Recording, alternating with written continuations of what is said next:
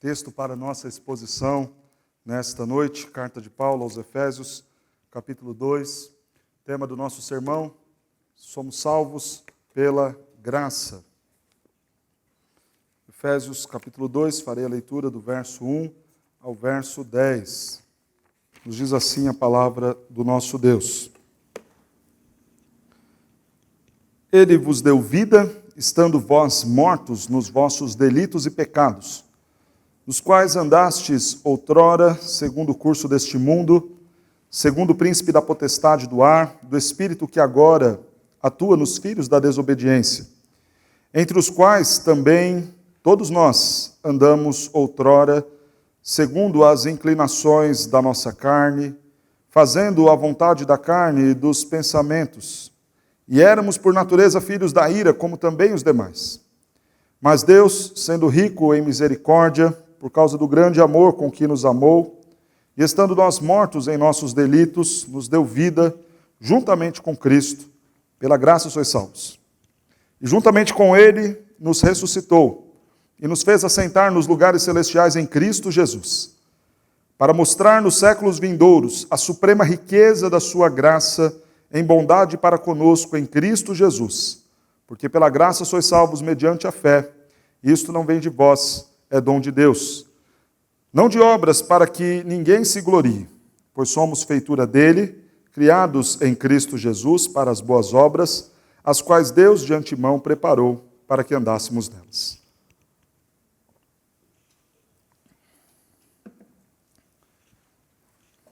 Minha expectativa e desejo nesta noite é que você entenda muito bem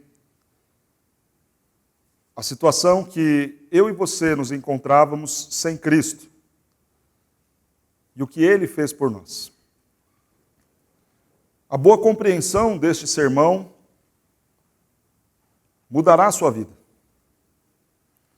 Se você entender muito bem tudo aquilo que será exposto nesta noite, se o Espírito Santo falar ao seu coração, eu tenho plena certeza que a sua vida daqui para frente será diferente. E essa é a minha expectativa, não por meio da minha pessoa, mas por meio daquilo que a palavra do Senhor nos revela e principalmente por meio da ação do Espírito Santo quebrantando o seu coração. Por isso eu peço muito da sua atenção, porque nós falaremos do estado em que vivíamos antes de Cristo, ou talvez do seu estado, da forma como você tem vivido, uma vez que talvez você ainda não tenha se entregado ao Senhor Jesus. E falaremos também daquilo que o Senhor fez por nós. E não dá para ficar indiferente diante do conhecimento dessas duas verdades. Vejamos então no texto primeiro do que nós somos salvos. A carta de Paulo aos Efésios foi escrita para uma igreja fiel, para uma igreja de crentes que amavam verdadeiramente ao Senhor, amavam uns aos outros, eram apegados à doutrina. Foi escrita por um apóstolo que estava na sua condição de prisioneiro, numa prisão domiciliar em Roma, mas falando para uma igreja para que aquela igreja lembrasse de onde Deus os tirou e tomasse isso como motivação para as implicações práticas que seriam apresentadas no decorrer. Porque isto é Efésios, um desafio a uma nova vida. E é isso que nós precisamos experimentar a partir de hoje. Depois de sermos apresentados ao conteúdo deste capítulo 2, nós temos que ansiar pelas próximas exposições, justamente para vivermos esta nova vida que a carta nos propõe. O texto então começa nos falando do que nós somos salvos. E observe comigo o verso de número 1. Nós somos salvos de 5 situações, 5 realidades. E são essas 5 realidades que o homem sem Deus está neste momento. Diz o texto: Ele vos deu vida, estando vós mortos nos vossos delitos e pecados. A primeira situação do homem sem Deus é que ele está morto. Há 3 tipos de morte. Primeiro tipo, a morte espiritual. Este afastamento de Deus. Esta condição onde não há disposição deste homem morto para ir até o encontro do Senhor. Não há disposição para fazer o bem, não há disposição para refletir acerca dos seus erros, das suas falhas, não há disposição neste homem para desejar Deus, desejar a palavra, ter comunhão com o Senhor. É a morte espiritual. É a cegueira espiritual de alguém que, diante da revelação do Senhor, nada consegue entender. É a cegueira que coloca alguém, mesmo que diante de todo o amor de Deus, a se ver não amado. O segundo tipo de morte que eu quero falar é da morte física. E esta talvez seja mais fácil de nós compreendermos. O coração para, o cérebro para, o sangue deixa de correr pelas veias, veio então a morte. O terceiro tipo de morte que nós encontramos na Escritura é a descrição da morte eterna. Este é um estado irreversível no que diz respeito não apenas à vida física, mas também à vida espiritual. A morte eterna é resultado de uma vida de negação do Senhor nosso Deus, dos seus feitos e da fé em Cristo Jesus. Alguém que então não creu em Cristo Jesus, e agora, uma vez que enfrenta a morte física, não tem mais para ele solução, é condenação e experimentar a ira de Deus para todo sempre, o afastamento, o distanciamento do amor, da bondade, da misericórdia, da graça do Senhor. A morte é salário direto do pecado. É resultado do pecado. Romanos capítulo 6, verso 23 nos diz isso. O salário do pecado é a morte. Foi este o combinado do Senhor com Adão e Eva. Lá no Éden, então, o Senhor disse, olha, de todas as árvores do jardim vocês podem comer, mas aquela que se encontra no meio do jardim, no dia em que dela comer, certamente morrerás. E talvez você diga, pastor, mas Adão e Eva não morreram. E talvez alguns, querendo justificar isso, vão trazer para essa analogia da ideia da morte espiritual. Não, eles morreram, mas foi no sentido espiritual. Eu quero dizer a vocês que Adão e Eva, no dia que comeram do fruto, Deus não falhou em sua palavra. Eles experimentaram a morte física e a morte espiritual. A morte física, porque até aquele momento, o corpo de Adão e Eva não estava sujeito à morte, ao envelhecimento. Mas depois da queda, os cabelos começaram a ficar brancos, as rugas começaram a vir, e isto aponta para o resultado da morte física. Imagine você viver numa condição em que o pecado não existe, em que o pecado não interfere na condição física do homem.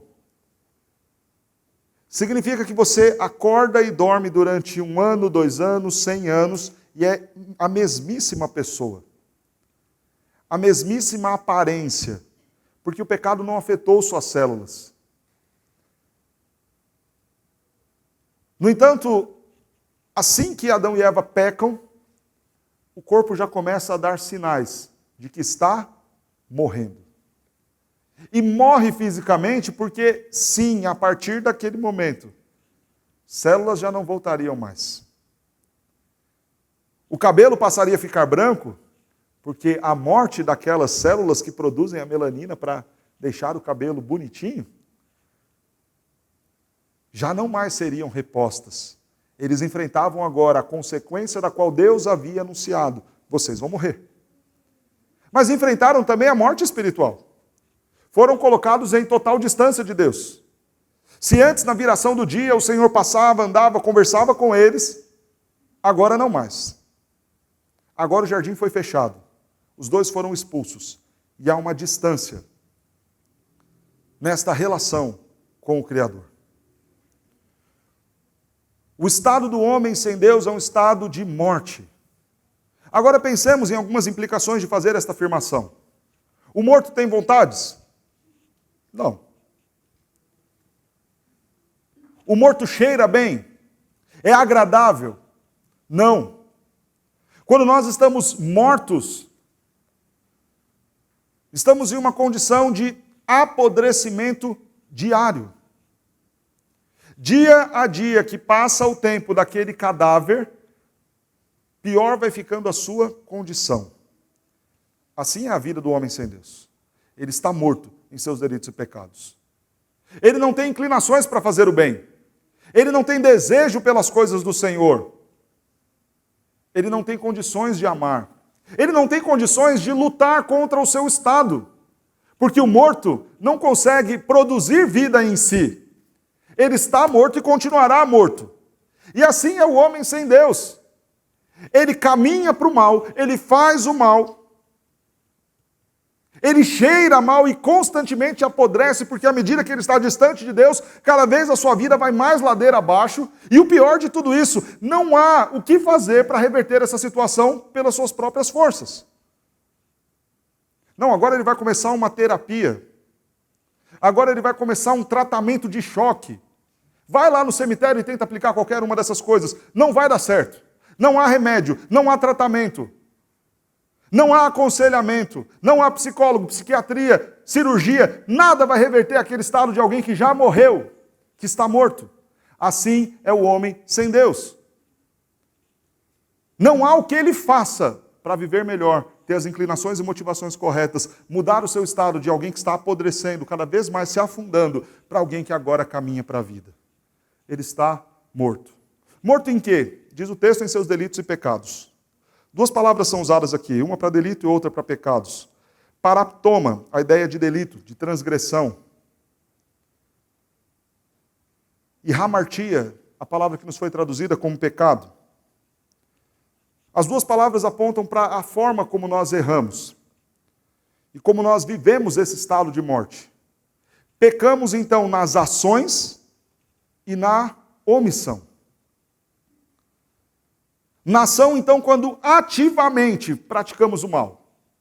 Na omissão, quando deixamos de fazer o bem. Tiago nos diz, aquele que sabe fazer o bem e não faz, já está pecando.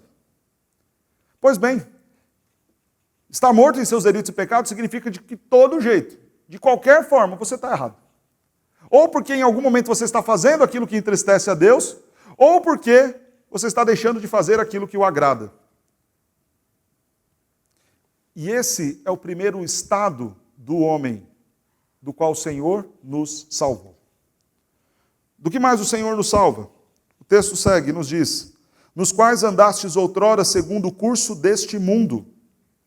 O Senhor nos livra da morte espiritual. Nos salva também deste andar no curso deste mundo. Para que você entenda o que é isso. Eu quero destacar esse entendimento de mundo, que na Bíblia é ilustrado em alguns momentos como este século, a realidade do que vivemos, da forma como as pessoas vivem aí fora. E eu quero destacar três coisas aqui. Primeiro, o mundo tem ambições que não agradam a Deus. Segundo, o mundo tem prazeres que não agradam a Deus. Terceiro, o mundo tem pensamentos, filosofias que não agradam a Deus. E aqueles que não têm o Senhor andam de acordo com essas ambições, prazeres e pensamentos errados, pensamentos do mundo. Prazeres do mundo, ambições do mundo. Vejamos então acerca das ambições. O mundo tem desejos que não são os desejos de Deus para as nossas vidas.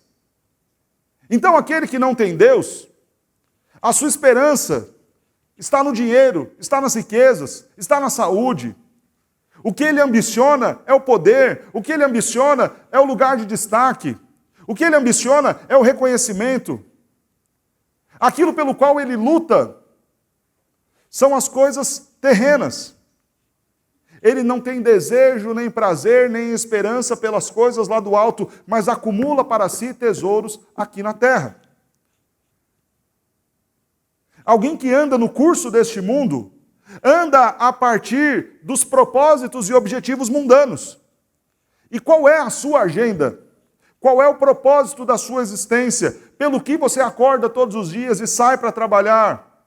E se motiva a fazer? A forma como o mundo estabelece as suas prioridades é por uma ambição às coisas terrenas. Eu quero dinheiro, eu quero casa, eu quero uma condição estável, eu quero uma condição segura, eu quero uma condição de conforto para mim, para os meus filhos, eu quero uma aposentadoria muito bem vivida, eu quero chegar lá e deixar algumas coisas para os meus. Essas são as ambições do mundo. E é para isso que o mundo trabalha. E é tão somente nisto que o mundo coloca e deposita a sua esperança. Por isso, alguém que pode esperar muito bem pelo futuro é alguém que tem a conta cheia. Que fez em seus depósitos o suficiente para chegar na velhice e viver muito bem. Essas são as ambições do mundo. E param aí. E se talvez isso não te pareça ser tão mal, muitas pessoas estão matando e morrendo por conta disso. Muitas pessoas cedem a diversos tipos de falcatruas, desonestidades, roubos, justamente para garantir aquilo que ambiciona. Muitas pessoas perdem família, perdem saúde para garantir esta sua ambição. Brigam com os pais, matam os filhos, roubam o povo, tudo para viver por esta ambição. De onde então procedem as guerras? Se não daquilo que os homens ambicionam, desejam.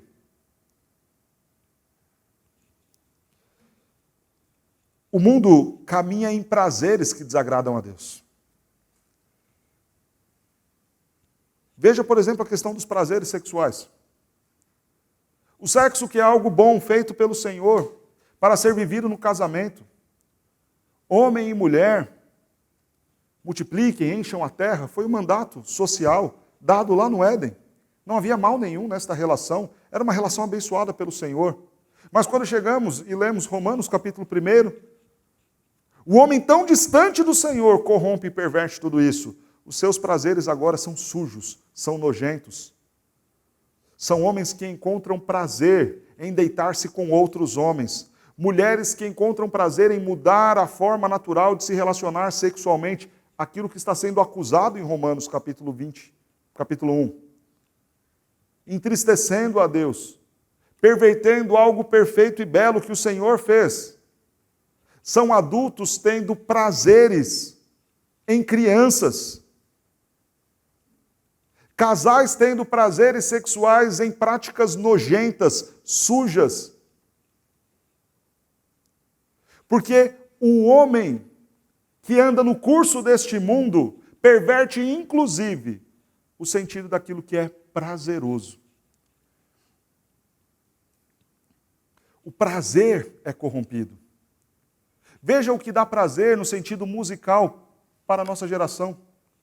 Algo que é feio, corrompido, que ofende, que é pobre musicalmente, tecnicamente, mas o homem deste mundo tem prazeres nessas coisas. Veja o que é o humor e o entretenimento. Eu me lembro, certa feita, fui parado, abordado lá no centro de São Paulo, me convidaram para fazer um plano que me dava direito a ter algo em torno de, acho que 10 peças de teatro por mês que eu poderia ir, com desconto de 70%, coisa do tipo. Eu achei interessante, achei um projeto cultural legal, fui lá, paguei a taxa, me inscrevi nessa associação e fui, então, algumas peças de teatro durante a semana. E a minha tristeza, depois ali de 1, 2, 3 vezes, é ver aquilo que diverte e entretém as pessoas. Aquilo que talvez na mídia coloque o teatro como sendo uma arte indispensável, muito bela, quando você vai lá e vê, são risos de coisas imorais, nojentas. Histórias que incentivam o adultério, que incentivam a perversão, e é isto que alegra, anima o povo e enche a plateia. Onde aquilo que faz as pessoas aplaudirem são manifestações de total desrespeito. Onde talvez o momento de stand-up, que inclusive muitos crentes assistem e acompanham em vídeos de internet, estão cheios de palavrão, estão cheios de imoralidade, de piadas de duplo sentido. E por que tudo isso alegra o coração dos homens deste mundo? Porque o pecado e o estado de morte os corrompeu os seus prazeres. O homem sem Deus anda no curso deste mundo.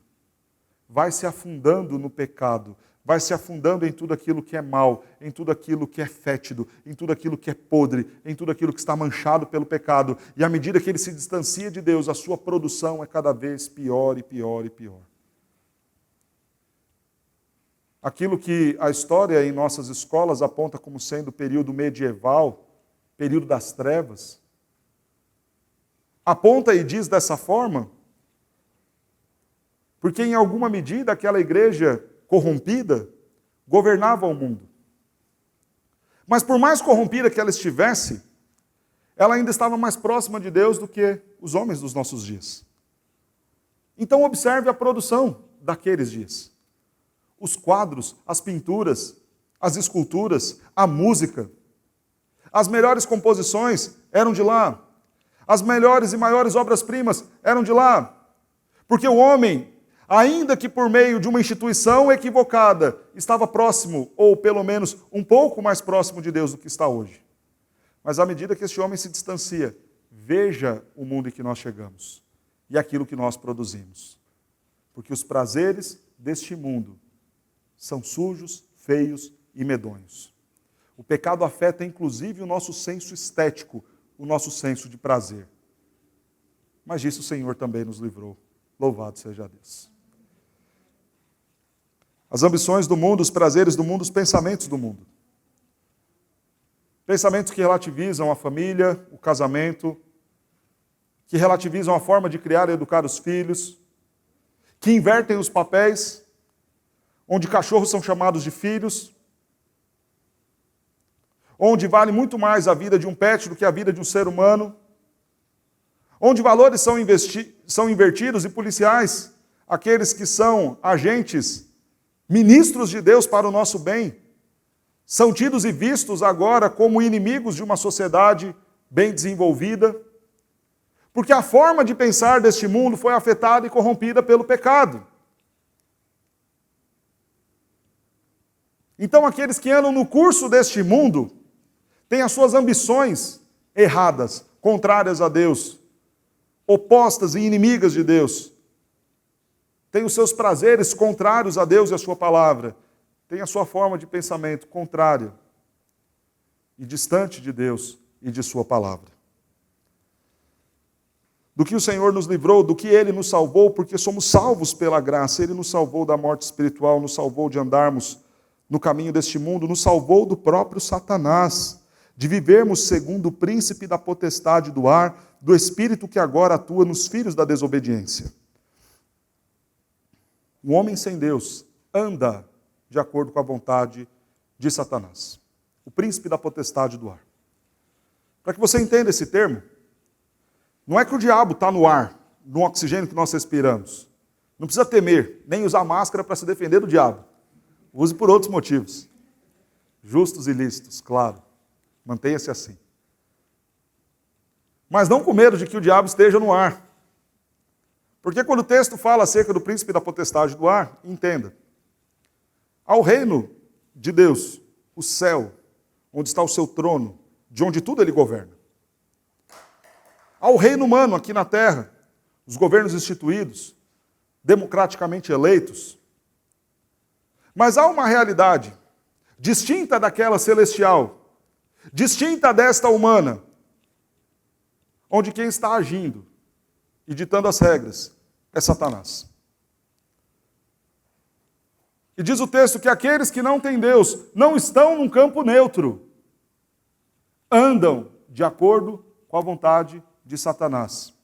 Agora preste atenção nessa expressão, do espírito que agora atua nos filhos da desobediência.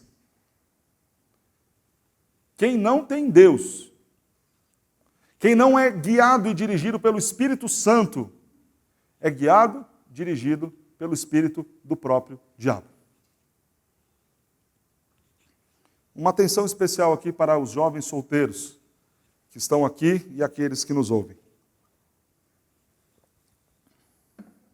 Você que está na igreja, sendo guiado pela ação do Espírito Santo, cheio do Espírito Santo, louvado seja Deus por isso, vai lá e se interessa, se apaixona loucamente por alguém que não é cristão. E o seu argumento é, não, mas é uma boa pessoa, pastor. É alguém honesto, é alguém justo, é gente boa. Não existe neutralidade, se não está cheio do Espírito Santo de Deus, está cheio do Espírito do diabo. Cuidado com quem está ao seu lado. A Escritura não abre margem para campo neutro. A Bíblia nos diz com clareza, aqueles que não foram alcançados pela graça do Senhor, salvos pela graça do Senhor, que não receberam vida no Senhor, qual é a situação e o estado deles? Andam sendo conduzidos pelo espírito de Satanás, que agora atua nos filhos da desobediência. Significa então, você, moça que me ouve, que aquele jovem que não é um crente em Cristo Jesus, não é um cidadão neutro, está sendo conduzido, guiado, dirigido, está possesso do espírito de Satanás, do próprio diabo. E é isso que você está escolhendo para viver ao lado, se casar e constituir família. Pastor, mas é alguém bom. Quando Paulo chega na cidade de Filipos, tudo era muito lindo ali. Haviam encantadores, feiticeiros. E não pensem em feiticeiros com capas de bruxos e qualquer coisa do tipo, fazendo aquilo que, de alguma medida, atraía as pessoas, arrancava aplausos das pessoas, admiração das pessoas. Mas quando o Evangelho de Cristo Jesus começa a ser pregado, o que acontece ali? Espíritos de demônios saem deles, desses adivinhos, desses feiticeiros, e o apóstolo é expulso da cidade. Não tem campo neutro. Ou você é filho de Deus, ou você é filho do diabo. Ou você está cheio do Espírito Santo de Deus, ou você está cheio do espírito do diabo, do próprio Satanás. Então pense muito bem, com quem você vai andar, com quem você vai viver, quem você está escolhendo para estar ao seu lado. Pastor, mas eu tenho um plano muito bom. Meu plano é o seguinte, aquela pessoa, quando a gente começa um relacionamento, aí o senhor não falou, pastor, que vai fazer um curso para noivos? Então lá no curso para noivos, eu sei que Deus vai usar o pastor, porque aí a pessoa vai se converter e tudo vai dar certo, aí lá no dia do casamento, a gente já casa, faz o batismo e vai dar tudo certo. Pastor, está tranquilo. Para aqueles que experimentaram isso, louvado seja Deus, deu certo. Mas se você está pintando este cenário, acreditando que de fato isso vai acontecer, cuidado. Muito cuidado. Porque se não tem Deus, tem o diabo dentro do corpo. E não pense que possessão demoníaca é jogar a cadeira para o alto, é sair rodando o pescoço. Possessão demoníaca é alguém usado pelo diabo para enganar, para roubar, para matar, para destruir, para encher sua vida de atraso. E não estou falando de maldição, de mandinga, de macumba.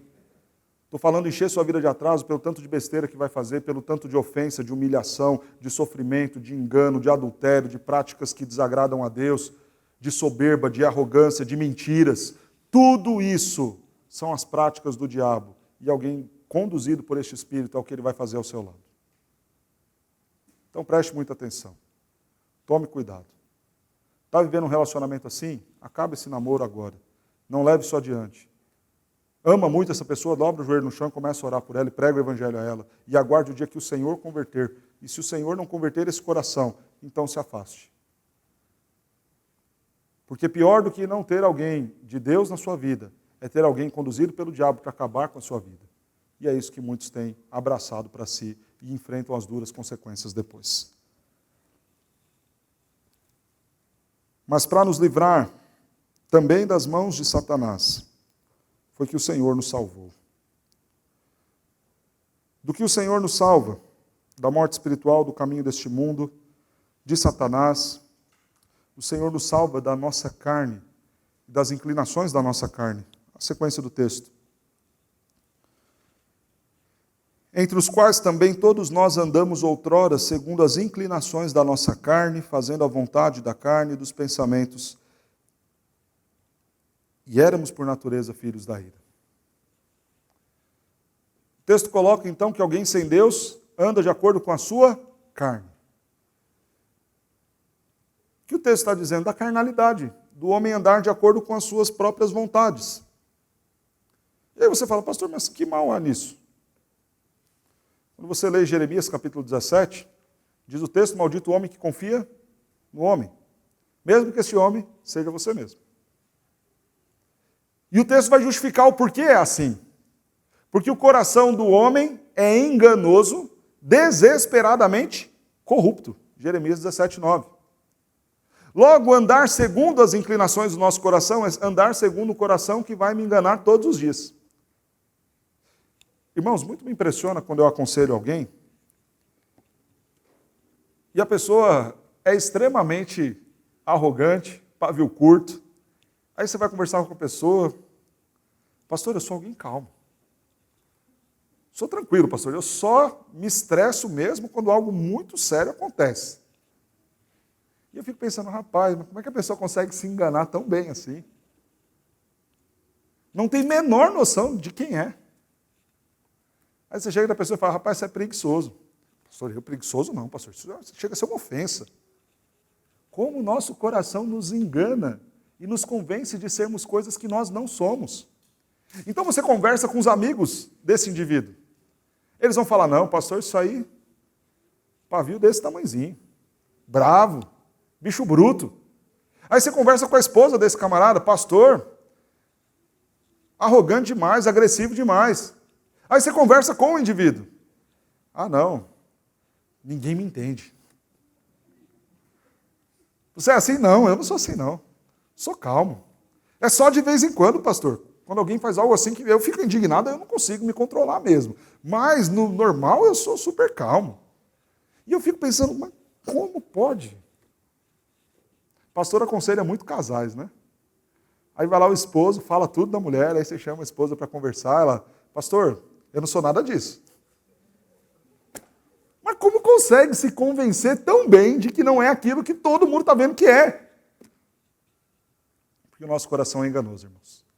E ele sempre vai tentar nos convencer de que as pessoas que estão erradas, de que o pastor que está sendo duro demais, de que o pai e a mãe que são chatos, antiquados. O nosso coração vai propor esse tipo de engano. Não é tão assim. Não é para tanto.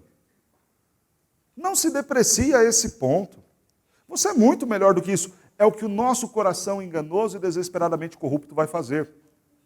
Ao ponto, então, quando lemos lá em Provérbios, capítulo 16, o texto nos diz, há caminhos que para o homem parecem ser bons. Por quê? Porque o nosso coração nos convence disso. Ah, que mal há beber socialmente? É um caminho bom, não há problema nisso. Que mal há em falar algum palavrão? Já virou uma palavra de linguagem popular, nem mais é palavrão, isso é só uma palavra que todo mundo usa. O nosso coração vai nos convencendo. Que mal há em me divorciar? O importante é ser feliz. Você acha que Deus vai querer que eu viva num casamento infeliz o resto da vida? Que mal há em roubar o governo? Eles me roubam toda semana. Que mal há em fazer um gato na internet? Olha o tanto que essa operadora recebe e ainda oferece um serviço péssimo. Então o coração vai oferecendo caminhos que aparentemente são bons. E aí você vai falando, rapaz, é bom mesmo, faz sentido. O nosso coração vai nos convencendo. E no final esses caminhos dão em caminhos de morte. E nós, sem Deus, andamos justamente de acordo com este coração, que é enganoso, corrupto, que nos conduz ao mal.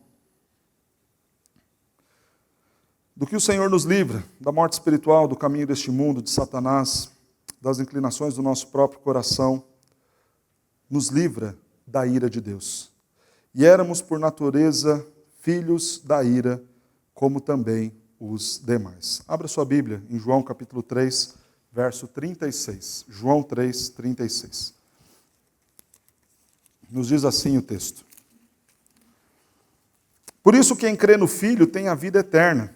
O que todavia se mantém rebelde contra o Filho, contra Jesus, não verá a vida, mas sobre ele permanece a ira de Deus. Atenção para esse termo. Vai vir a ira de Deus? Não. Permanece a ira de Deus. Quem está rebelde em relação à pessoa de Cristo Jesus, a uma fé cristã direcionada a Cristo Jesus, em rebeldia ao Senhor Jesus Cristo, ao seu governo, ao seu senhorio, à sua obra, aos seus ensinos, quem está rebelde a tudo isso, já experimenta a ira de Deus, o peso da mão e da justiça de Deus. E isso segue, permanecerá sobre ele a ira de Deus. Essa ideia de filiação, mais uma vez, então, é vista agora aqui em Efésios. Porque no capítulo 1 nós somos apresentados como sendo filhos de Deus. Nos predestinou para a adoção de filhos, louvado seja Deus. O Pai fez isso por meio dos méritos de Cristo, o Filho. Então agora nós somos filhos de Deus. E lembra que nós falamos que o Filho tem? O Filho tem acesso ao Pai, o Filho tem o carinho do Pai, o Filho tem a atenção do Pai, o Filho tem as bênçãos do Pai, o Filho tem a herança do Pai. Mas o texto está dizendo que alguém sem Deus é filho de Deus? Não, é filho da ira. O que ele recebe então de Deus, uma vez que não é filho dele? Apenas a ira do Senhor. Estamos falando então aqui da morte eterna. E desta condição também o Senhor nos salvou. Nós estamos falando então que nós somos salvos pela graça. Mas do que o Senhor nos salvou? E esse é um ponto importantíssimo. Esse sermão tem que mudar a sua vida, porque eu espero que a partir daquilo que foi exposto, não por mim, mas pelo texto, você esteja convencido que o seu caso não era mais ou menos ruim, mas era muito grave, era muito horrível.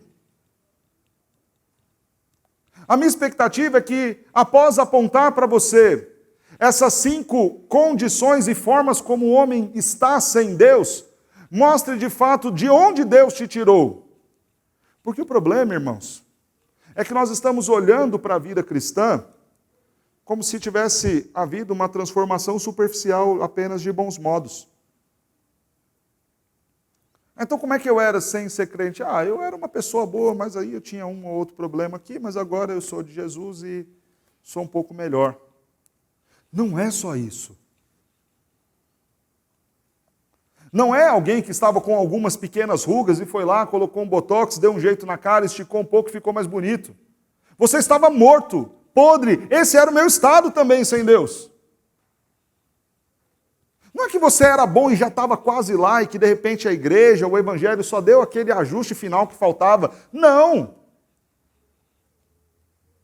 Não é que você experimentou um transplante no caso de algo que não estava tão ajustado no seu corpo e agora a vida seguiu porque todo o resto estava bom. Não, você já estava morto, apodrecendo em seus delitos, em seus pecados, distante de Deus, andando do jeito que o mundo quer, fazendo a vontade de Satanás contra a vontade de Deus, indisposto para com Deus e inimigo de Deus, conforme nos diz Romanos capítulo 5. Esse era o meu estado e o seu estado antes de conhecermos a Cristo Jesus.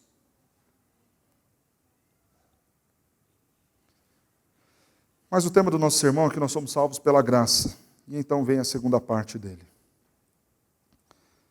Que é a graça. Mas Deus, sendo rico em misericórdia, por causa do grande amor com que nos amou, e estando nós mortos em nossos delitos e pecados, nos deu vida juntamente com Cristo. Pela graça sois salvos. Primeira coisa que o verso 4 nos diz é qual é o critério que Deus usou para nos salvar. A teologia arminiana vai dizer o seguinte, que lá do passado, por meio da presciência, Deus viu aqueles que aceitariam, Deus viu as atitudes boas que o homem teria, então os escolheu. Mas parece que isso é muito contrário àquilo que está no texto. Porque diz que o que Deus fez ao nos dar vida foi por causa do grande amor com que nos amou. E não porque Ele viu qualquer tipo de mérito em nós.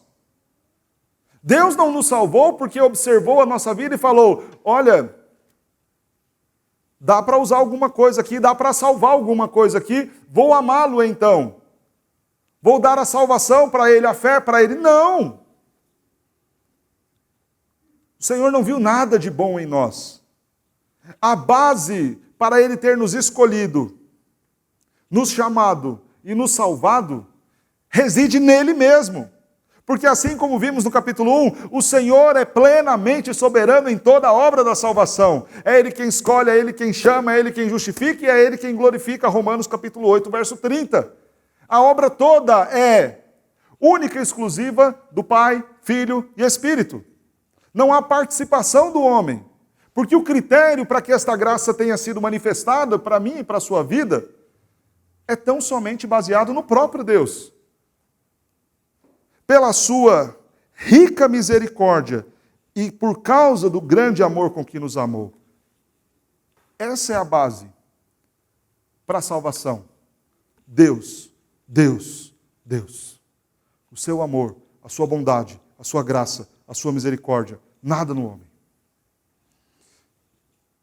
Estando nós mortos em nossos delitos e pecados, e veja que Paulo repete, para deixar bem claro. Foi pelo amor de Deus e pela misericórdia dele, rica misericórdia, que nós que estávamos mortos, fomos salvos. Ele então nos deu vida. Agora observe. Ele nos deu vida. Verso 6. Juntamente com ele nos ressuscitou. Ainda no verso 6, nos fez assentar nos lugares celestiais em Cristo. 3 coisas o texto fala que o Senhor fez por nós de graça. Primeiro, nos deu vida. Segundo, nos ressuscitou. A certeza da vida eterna. Então, no primeiro sentido, a ideia de que ele resolve o problema da morte espiritual. Estávamos mortos em nossos delitos e pecados, mas ele nos deu vida. Agora temos inclinações na direção certa. Podemos ser colocados em pé e seguir ao Senhor Jesus. Mas ele nos ressuscitará no último dia. Nos ressuscitou, ou seja, a condição de resolver o problema da morte física também. E nos colocou agora assentados nos lugares celestiais. Resolveu o problema da morte eterna, porque nós estaremos com ele na eternidade. Agora observe o seu texto e veja o que ele diz. Que o Senhor nos deu vida, nos ressuscitou e nos fez assentar. Quem é o agente ativo fazendo todas as coisas? Deus. E o que o homem é em tudo isso? Passivo. Apenas receptores. Aqueles que recebem esta graça de Deus. Porque não há mérito no homem. Não há beleza em nós, ou nada em nós que justifique o fato de sermos salvos. O Senhor fez a obra completa. Qual foi o propósito de Deus ter feito tudo isso, desta graça do Senhor sobre as nossas vidas? Ah, pastor, o propósito eu sei. O propósito é para que Deus olhe assim para a gente lá no último dia e falar, aqui estão os fiéis. E que Ele olhe assim para a gente, pastor, e Ele vai falar assim, parabéns, vocês foram excelentes. Ah, pastor, o propósito é para a gente ir lá na frente, na igreja, e receber um diploma, falando, parabéns, você creu em Jesus. O propósito é esse, pastor, para a gente receber lá um brinde, um troféu. Conquistou, chegou, deu certo, você é bom.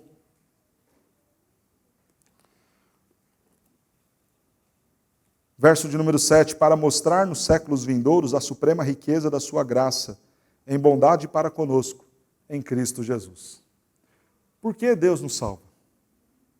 Por que Deus nos dá a vida espiritual, física e eterna? Para a nossa glória? Como recompensa? Não, porque graça não é mérito humano. Graça não é um presente que merecemos. Senão não seria um favor, seria então uma premiação. Tudo o que Deus fez para mostrar nos séculos vindouros a riqueza da sua graça e a bondade dele para conosco. Foi isso que Deus fez. Nos mostrar por meio do plano da salvação quanto ele é bom, amoroso, misericordioso.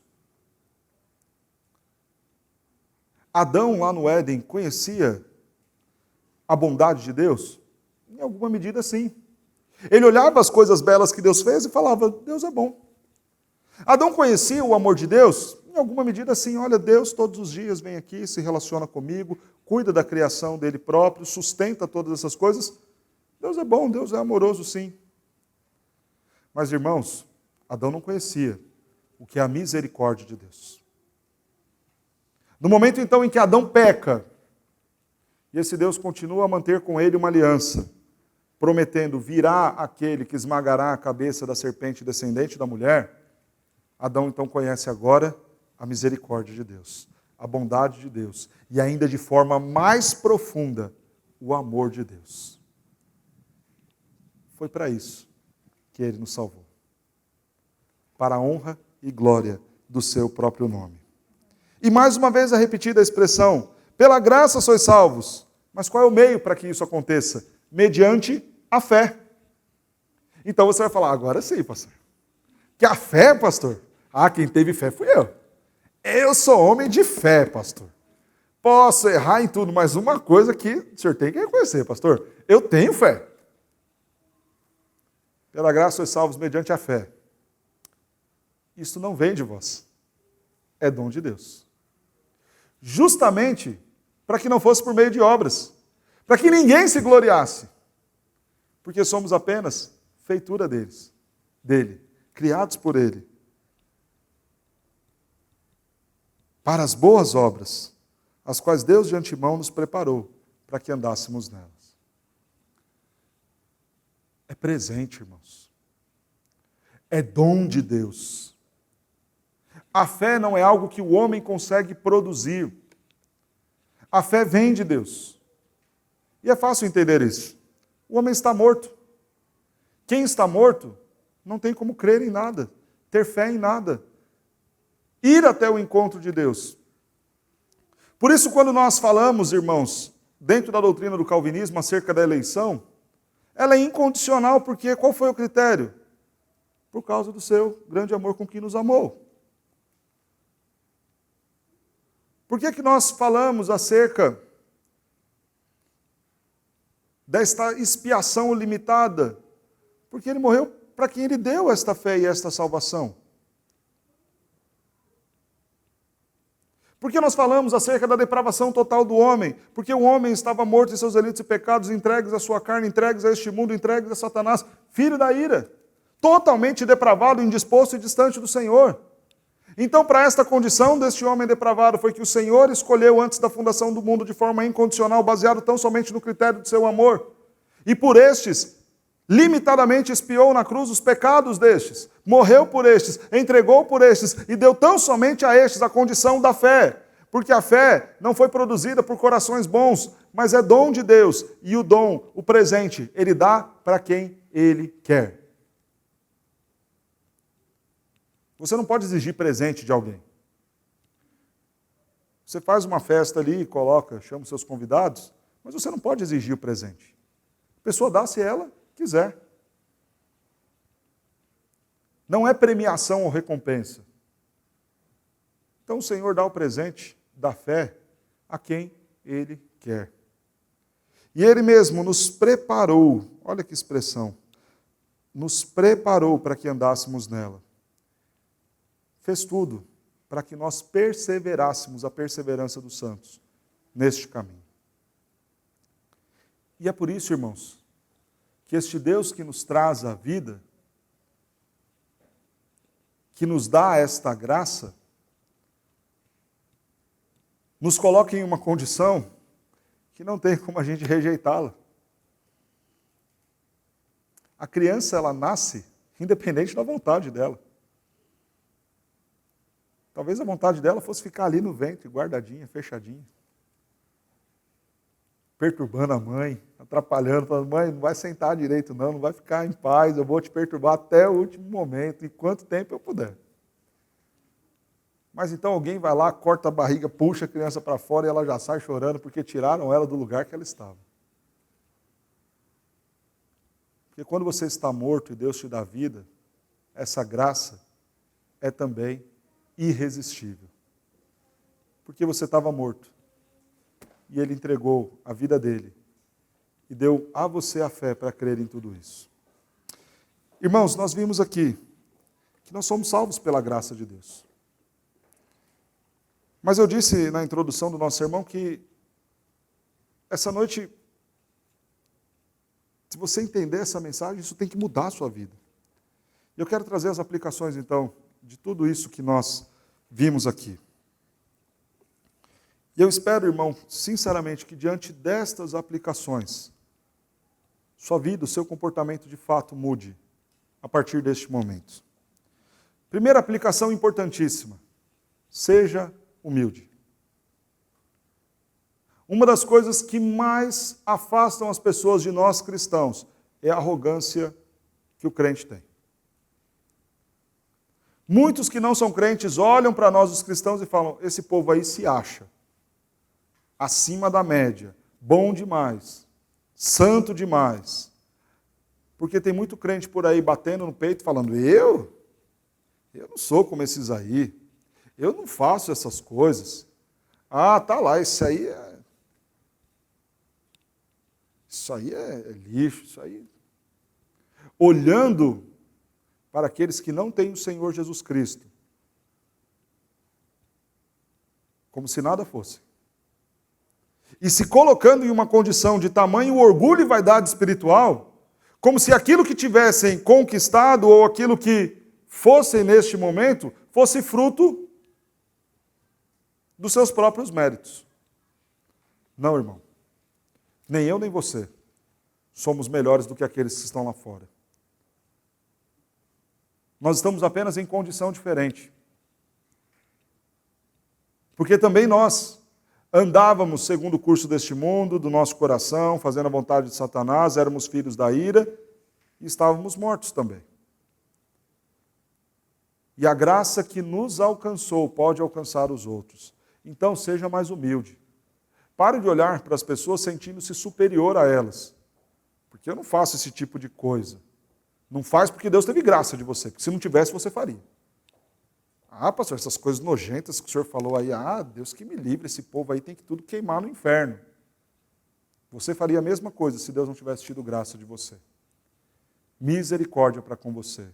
Então seja humilde. Comece a amar mais as pessoas. Elas erram, elas pecam, e esse é o estado de todo mundo que não tem Deus. Se Deus te abençoou, te colocou em uma condição diferente, louve a Deus por isso. E proclame o Evangelho a essas pessoas para que elas experimentem desta mesma graça que você experimentou e foi alvo. Segunda aplicação importante, gratidão. Irmão, seja grato a Deus. Mas preste atenção aqui no que eu vou dizer sobre gratidão. Gratidão aqui não é só você falar: Senhor, muito obrigado, o Senhor me salvou, legal, que bom.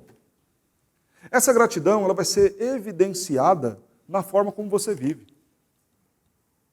Irmão, olha o estado que você estava, que eu também estava. Era um estado triste, catastrófico, nojento. Era um estado irreversível aos nossos olhos, que precisava de uma intervenção divina. Então para de ficar reclamando, porque o Senhor já te deu aquilo que você mais precisava, a salvação.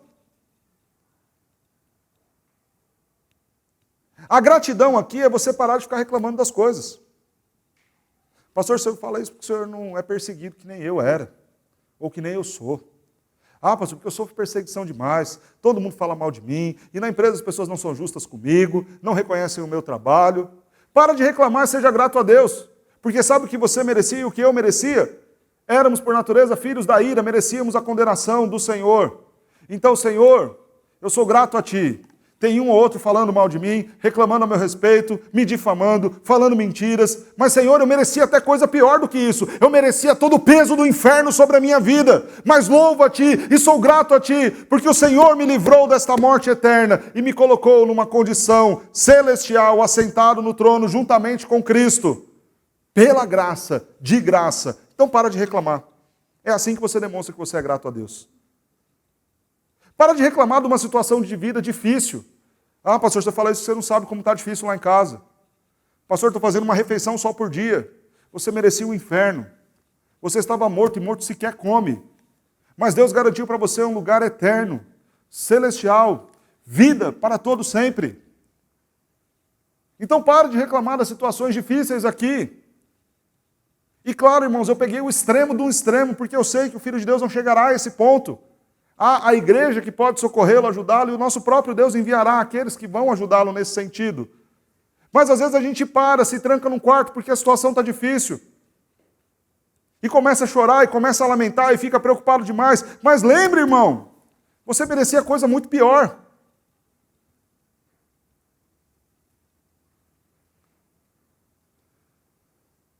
Me lembro, certa feita, fui fazer um curso lá em Minas.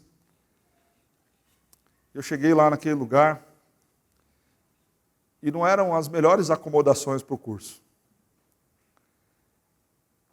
E tinha lá uma panela de comida que era uma mistura de tudo, de arroz com feijão e o frango, tudo junto ali, desfiado. A primeira vez que eu fui um dos primeiros, então eu peguei bastante frango. Eram 100 alunos. O outro dia foi o mesmo cardápio, eu cheguei mais para o fim da fila, só tinha um arroz. Porque o frango estava em cima e já tinha ido. Aquela parte do arroz mais dura que fica ali embaixo foi o que sobrou para mim. E aí eu, naquela situação, tinha acabado de casar com a Vanessa, doido para estar em casa em um mês ali. Eu falei, Senhor, está ruim demais, está difícil demais. Aí naquele alojamento gigante, estava lá no banheiro tomando banho, as cabines todas separadinhas. Aí um grupo de irmãos que estavam fazendo o mesmo curso, estavam vindo do Nordeste do Brasil, estavam ali encantados, elogiando a estrutura da recepção do lugar.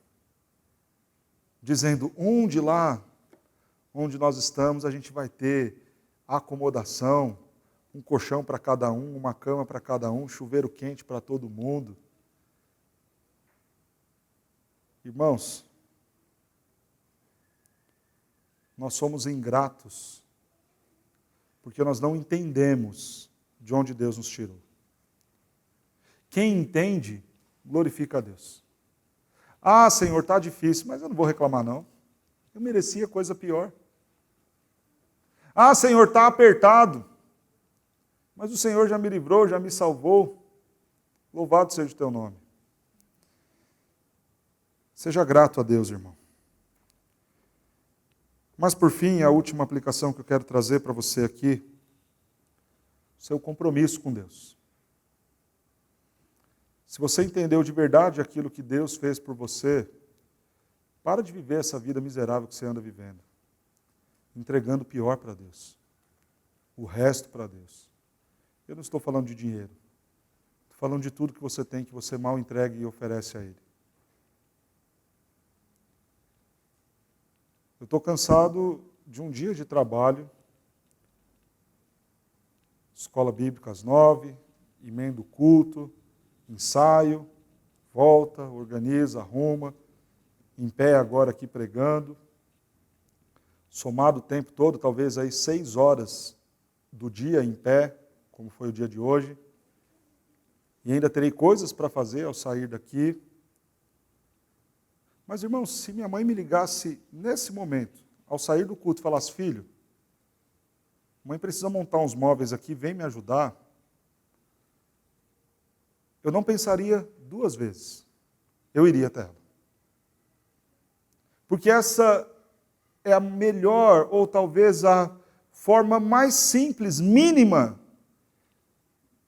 que eu vou demonstrar o quanto eu entendo aquilo que ela fez por mim. Porque quando eu penso em tudo que minha mãe fez, sair daqui cansado para ir lá ajudá-la, é o mínimo do mínimo. Sabe por que a gente vive uma vida cristã tão pobre? É simplesmente porque a gente não entendeu aonde nós estávamos, de onde Deus nos tirou e onde Ele nos colocou. Por isso, então, ensaiar toda semana é pesado demais. Por isso, então, vir à igreja amanhã e à noite, pastor, 2 vezes no dia, 9 horas da manhã na escola dominical é pesado demais, é cansativo demais. Porque você não entendeu o que Cristo fez por você. Porque você não entendeu onde você estava, no caixão e na sepultura que você estava. Porque se você tivesse entendido, se Ele falasse, vem às 7, você viria, opa, tranquilo. Para quem merecia o inferno e tem o prazer de desfrutar da vida, vir às 7 é obrigação. Estou aqui. Porque se alguém te ligasse agora e falasse, te ofereço R$1 milhão para você estar aqui amanhã às 5 da manhã, você chegaria lá às 4 horas. Isso se já não fosse direto para não correr o risco de perder a boquinha. O problema é que você acha que 1 milhão vale muito mais do que a salvação e a vida eterna. E o fato de Deus ter te livrado da condenação do inferno. Então vir para a escola dominical é pesado demais.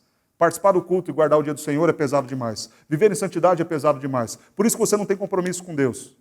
Não guarda o dia do Senhor, não lê a Bíblia, não observa os seus mandamentos. Porque para você, na prática, você não entendeu aquilo que Deus fez por você. Porque se tivesse entendido, levava Deus a sério. Então, olhe para aquilo que nós vimos hoje. Qual era a nossa condição de verdade? Estávamos mortos. Andávamos do jeito que o diabo anda, do jeito que o mundo vive. Andando de acordo com as inclinações do nosso coração, fazendo tudo de errado, e éramos dignos do inferno. Mas de lá, de graça, sem nos cobrar nada, sem nos pedir nada, o Senhor nos livrou e nos salvou. E eu não estou convidando você a se comprometer com Deus a fim de ganhar alguma coisa. Mas porque você já ganhou, porque você já recebeu, então entregue a sua vida por inteiro ao Senhor, se comprometa com Ele de verdade. Porque Ele merece, porque Ele já fez muito por você. E esta é uma advertência e uma exortação aos crentes. Mas se você não é crente, se você ainda não entregou sua vida ao Senhor Jesus Cristo, você ainda está no estágio da primeira parte do nosso sermão. Meu convite a você, volte urgentemente para o Senhor nosso Deus. Vá em direção a Ele. Clame neste momento, Senhor, quebranta o meu coração, muda a minha vida, me converte para a glória do Teu nome. Porque eu estou morto e preciso de vida. Que esta mensagem mude a sua forma de olhar as coisas.